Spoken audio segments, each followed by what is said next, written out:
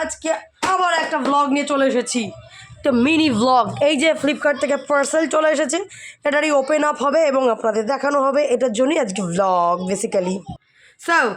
তো আর দুটো পার্সেল ইয়ে করেছিলাম, তার জন্য তার মধ্যে থেকে প্রথমটা খুলে দেখাচ্ছি। এটা কিছুই না, এটার মধ্যে একটা আছে এই এভরিথিং ন্যাচারালসের একটা হচ্ছে ওয়ালনাট স্ক্রাব, আর কিছুই না, দুটো একটার সাথে একটা ফ্রি ছিল, সেটাই পারচেস করেছি।